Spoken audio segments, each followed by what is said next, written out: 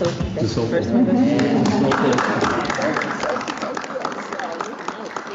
an emotional moment that was yesterday. That is 94-year-old Opal Lee of Fort Worth.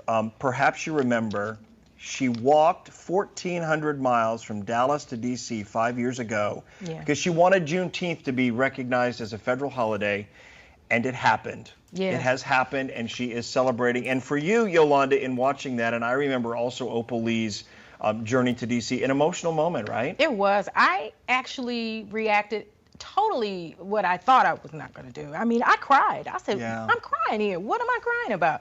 But I mean, I got to reading up a little bit about Miss Opal, and you know, the fact that this was inspired because she was working at a local food bank in Fort Worth, and she got this idea about making Juneteenth a national holiday. Yeah, and she literally, where the rubber meets the road, she did that walk at 89 years old at the time.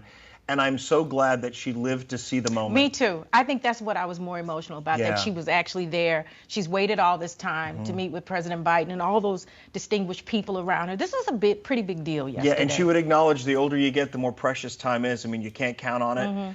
And I hope she flew there first class. I hope she did too. Got those nice there and back. Those nice little cookies that they give you in first class. You bet, you bet.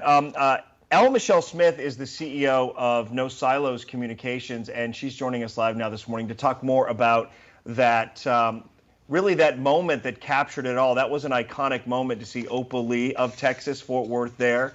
But also for so many people, a moment of celebration. Ella Michelle, how did you react to it? Did you expect it? It's beautiful. You know, I can't say that I didn't expect it because we saw the run-up with so many of the corporations after the death and murder of George Floyd, calling Juneteenth a holiday for their company calendars. So it seemed fit that the federal government would follow suit. What an exciting moment for Opal.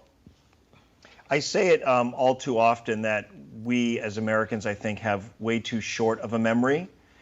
And so in light of what happened with George Floyd, we did have and are still having, thankfully, a lot of conversations about how to have difficult conversations, how to acknowledge hidden biases, how to make sure that where we work is really diverse and that we're not just preaching it, but we're doing it and we're showing it. Do you feel like this is a turning point in that it's still with us, and is it with us in meaningful ways? Well, you know what, Ron, I'm glad you mentioned that because it's clear that we have bigger fish to fry than a Juneteenth barbecue at this point.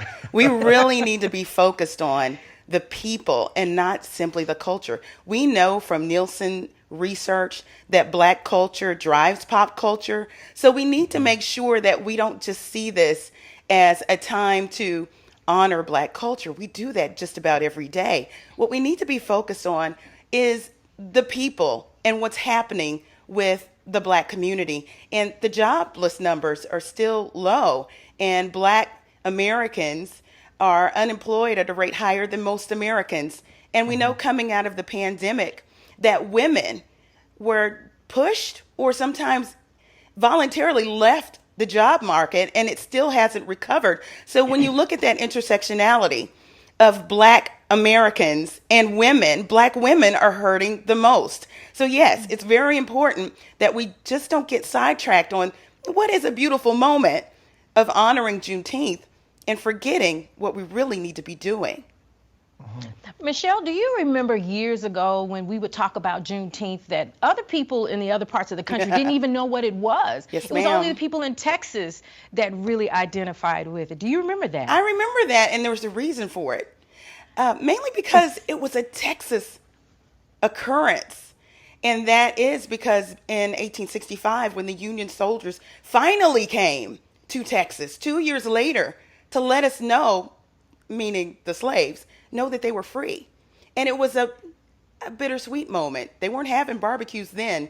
So many of the slaves didn't know what to do with themselves. So many of them went back to the plantation because they just didn't know how to live without it. So it's a bittersweet holiday, and we adopted it here in Texas, and it's more of a remembrance than it is a celebration. Much like with Memorial Day, you shouldn't say Happy Memorial Day. And the other thing that you need to think about too, this just became a federal holiday on yesterday. We have government workers that just got a memo. Oh, by the way, you got the day off. We need to be treating this Juneteenth holiday with a lot more care and sharing the actual history of what it means. Mm-hmm. And hopefully that will happen. And as you say, the real work still is yet to begin, and that is disparity in arrest rates, even among those who have minor drug crimes. We're seeing that play out, right? We know that there is a disparity of wealth, and we're looking at the root cause of that, a disparity in employment, all of those things not to be forgotten, but to be worked on. And I know with your company, No Silos, you work rigorously to do that, L. Michelle Smith. So thank you for joining us this morning. We appreciate it. It was a pleasure. Thank you. And you bet. And you can check out lmichellesmith.com. She's also on social media. And we'll have much more morning after, right after this, 10:21 here on this Friday morning.